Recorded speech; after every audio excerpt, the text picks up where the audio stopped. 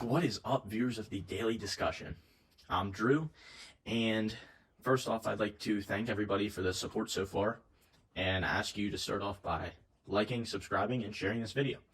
So today, we will be talking about the latest of the Ukrainian-Russian crisis. Basically, as you all probably know, Ukraine and Russia have been at it big time for the past couple of days. It seems it is starting to get worse and worse as days go on. And now Biden, just yesterday, I believe, has said he believes that Putin has declared himself that he is going to invade Ukraine. Why is this bad? Because if we look back to prior wars, World War I, World War II, they were all started by alliances, basically, where when World War I, when Austria-Hungary declared war on Serbia, alliances pulled everybody into the war. Russia declared war on Austria-Hungary, Germany declared war on Russia, that sort of thing. And World War II, the appeasement of a dictator in Adolf Hitler caused Germany to invade Poland, which caused Poland, Great Britain, and France to declare war on Germany. So what does this mean in terms of the Ukrainian-Russian crisis? This means right now that Putin was always a big USSR guy. We'll start here. We'll start why. Why does Putin want to go to war with Ukraine? Well, because before the breakup of the Soviet Union, or commonly referred to as the USSR, Russia had control of multiple of just countries that are now countries.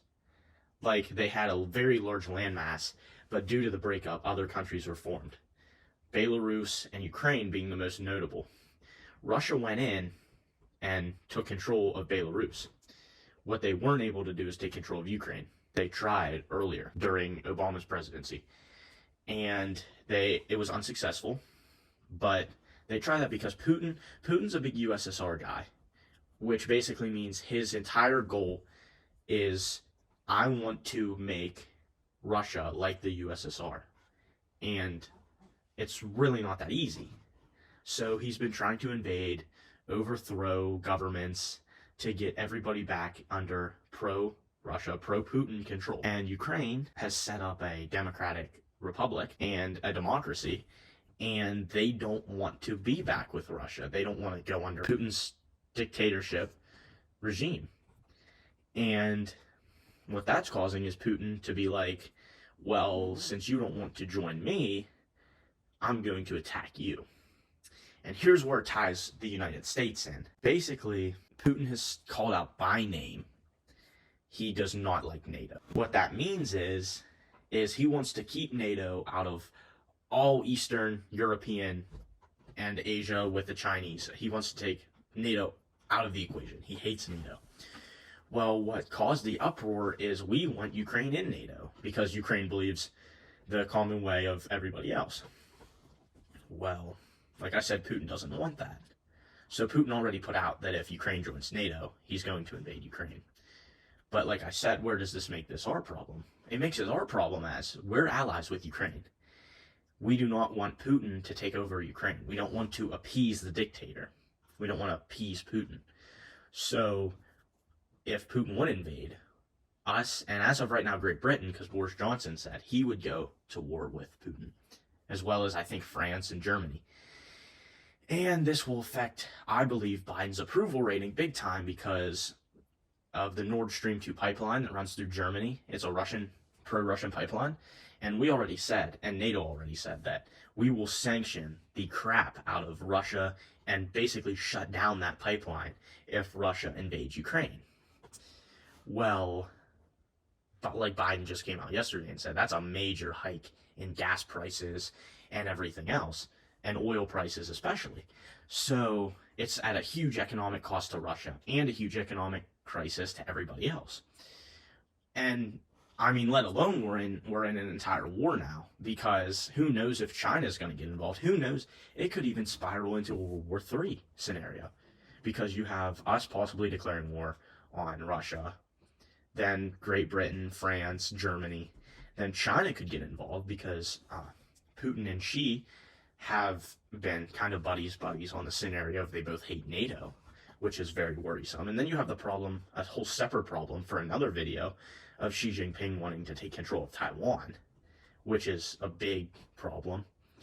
And basically where we're at right now is Putin supposedly gave the go-ahead to pro-Russian forces to attack Ukraine, and you now have people starting to evacuate.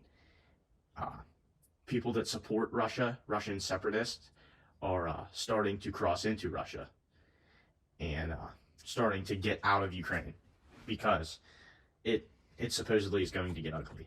And then you had the Vice President of the United States, Kamala Harris, who was on her way back from Munich, Germany, where the big thing there was they wanted to, basically Zelensky, Ukraine's president, wanted to make sure everybody was on the united front to help him out in case there's any go-ahead from Putin, to make sure everybody was on the united front. And I believe people are giving Kamala Harris too much credit on that because she didn't do anything spectacular. It was her first time on the foreign stage in a very big situation, so I guess you could basically congratulate her about that. But, I mean, you have the problem of she really just went up and said everything that everyone in the United States has been saying for the past 1 to 2 weeks. So, not really a big woohoo moment. And we still don't have any diplomatic resolutions with Russia. And, I mean, you have the meeting with Anthony Blinken, and Russia's one of their top diplomats over in Europe sometime later, that I believe that meeting will get canceled if Russia decides to invade. But this is where we're at right now. People are starting to evacuate Ukraine, and I know a lot of Americans have completely left Ukraine. Our embassy has been shut down, and hopefully we can cross our fingers and hope for a diplomatic solution, but as of right now, it does not look too good. So keep our fingers crossed to everybody on the daily discussion, and thanks for listening. This is my channel. Please like and subscribe this video and continue. I would appreciate the support, and have a great rest of your day.